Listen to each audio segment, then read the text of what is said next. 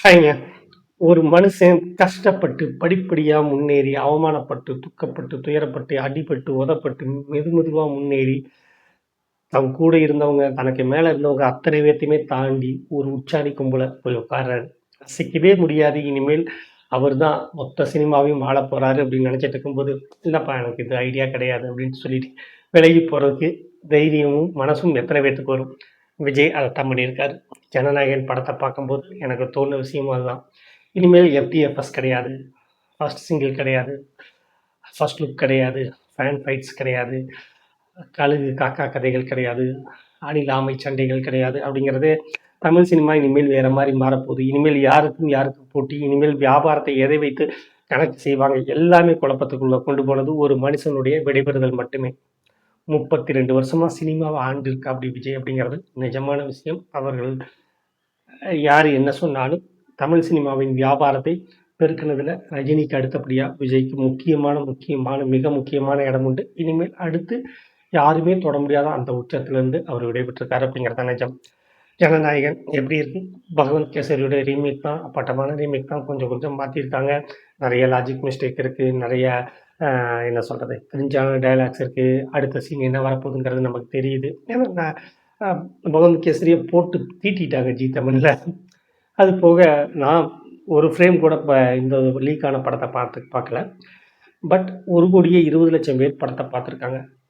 So எல்லாருக்குமே படம் தெரியும், கதை தெரியும், அத்தனையுமே தெரியும். ஆனாலும் தியேட்டர் தெறிக்குது. முதல் சீன்லேருந்து கடைசி கடைசி சீன்லாம் சொல்ல வேணாங்க. படத்துல இதெல்லாம் நல்லது, கெட்டது அப்படின்னு நம்ம குறிச்சு வச்சுட்டே வருவோம் இல்லையா? கடைசி 5 நிமிஷம் ஒரு கிளிம்ப்ஸ் போடுறாங்க.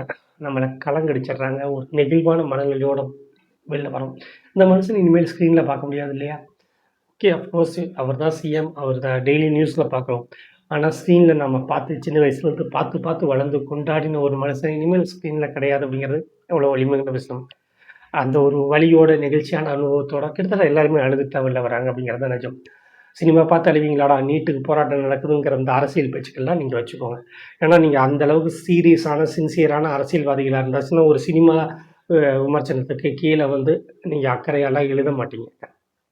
சரிங்களா? உங்களுக்கான வேலைகள் இருந்திருக்கும். உங்களுக்கான உண்மையான கடமைகள் இருந்துச்சுன்னா, நாங்க 2 1/2 மணி நேரம் எங்களுக்கான என்டர்டெயின்மெண்ட்ட அதுவும் கடைசியான ஒரு என்டர்டெயின்மெண்ட்ட நீங்க பார்க்கறத தடுக்கிறதுக்காக நீங்க பேசக்கூடிய நாட்டுப்பற்றுகள உங்களோடயே வச்சுக்கோங்க. எங்களுக்கு வேண்டாம் அப்படிங்கிறது தான்.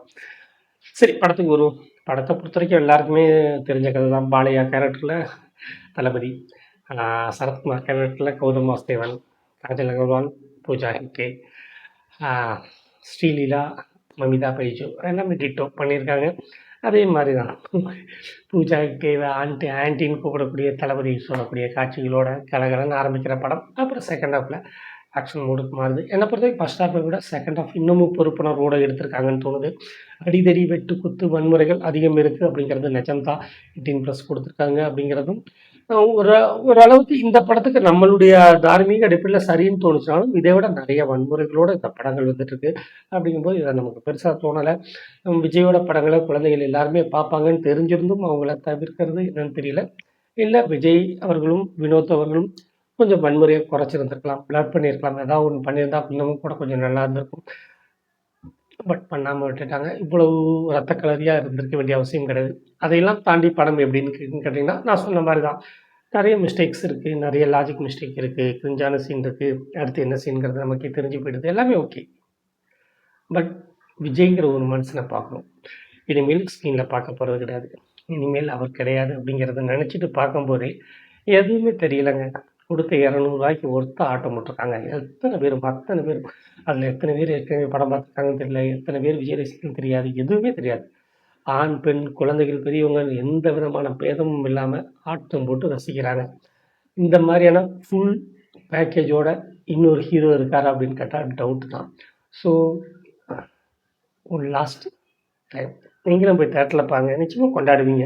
பெருசா குறை சொல்றதுக்கெல்லாம் இல்ல. குறை சொல்றதுக்குன்னு கூட்டங்கள் இருக்கும். அந்த மேதாவி கூட்டங்களுடைய விமர்சனங்கள்லாம் ஓரத்துல வச்சுட்டு போய் படத்த பாருங்க. இந்த படத்த விஜய் எதுக்கு எடுத்தாரு? எதுக்கு தேர்ந்தெடுத்தாரு இந்த கதைய அப்படிங்கிறதுக்கு எனக்கு தெரிஞ்சது பெண்கள் சம்மந்தப்பட்ட விஷயங்கள் இந்த படத்துல கொஞ்சம் ஆரோக்கியமாகவும், பாசிட்டிவாவும் அணுகியிருக்காங்க. அந்த ஒரு விஷயத்துக்காகவே விஜய் இத எடுத்து பண்ணியிருப்பாரு அப்படிங்கிறத நான் நம்புறேன். ஸோ அது கரெக்ட்டாவும் ஒர்க் அவுட் ஆயிருக்கு. இன்னமும் கூட வினோத் அவருடைய கருத்துக்கள உள்ள கொண்டு வந்திருந்தாருன்னா, அந்த படம் மறக்கவே முடியாத ஒரு அனுபவமா மாறியிருக்கும். இருந்தாலும் விஜயோட லாஸ்ட் படம். பார்ப்போம், கொண்டாடுவோம். நல்லாதாங்க இருக்கு. 2 1/2 மணி நேரத்துக்கு எந்த விதமான இதுவும் கிடையாது. இந்த படத்துக்கு ஏன் தடை போட்டாங்க? இந்த படத்துல என்ன குத்தம், குறை கண்டுபிடிச்சாங்க? ஒரு ஏ சர்டிஃபிகேட்ட குடுத்து அன்னைக்கே சரி பண்ணியிருக்கலாமே! அப்படிங்கிற மாரியான பதில் தான் வருது. இதையெல்லாம் தாண்டி எனக்கு நக்கீரன் கோபால் சொன்னார் இல்லையா? கரூர் அ கூட்ட நெரிசல்ல போய் படம் பிடிச்சு வச்சுட்டாரு. அவன் ஈவென்ட் அசிங்கமா பேசினார் இல்லையா? அவர் இனிமேல் எந்த மூஞ்சி வச்சு பேசுவாரு? உடனே கேட்டா அது எல்லாமே சென்சார் போறதுக்கு முன்னாடி கட் பண்ணிட்டாங்க. பிஜேபியோட இது பண்ணாருன்னு அவரு ஒரு நம்மளால பதில் கேள்வி கேட்க முடியாத ஒரு பதில சொல்லுவாரு. ஆனா தார்மீகமா அவரே தெரிஞ்சுக்கணும். தான் வைக்கக்கூடிய குற்றச்சாட்டுகள்ல ஏதாவது உண்மை இருக்கணும் அப்படிங்கிறது. சும்மா கண்ணுக்கு தெரிஞ்சது, வாய்க்கு வந்தது, மனசுல தோணுனது எல்லாத்தையுமே இந்த ஒரு படத்துல வச்சிருக்காரு. இந்த படத்துல அந்த மாரியான எந்த விதமான காட்சியும் கிடையாது. விஜய் அவர்கள் யாருக்கும் துரோகம் செய்யல. நல்லது செய்யணும்னு நெனச்சு வந்திருக்காரு. மக்களும் ஆதரவு குடுத்துருக்காங்க. அவ்வளவுதான். இத படமா மட்டும் பாருங்க. என்டர்டெயின் பண்ணுங்க. ஜாலியா இருங்க. ஃபன் பண்ணுங்க. கடைசியா ஒரு படம். பார்த்துட்டு தான் வாங்களேன். என்னென்னமோ செலவு பண்றோம். இது இதுக்கும் டயத்த வெட்டியா போக்குறோம். விஜய்க்காக ஒரு தடவ. பாய்.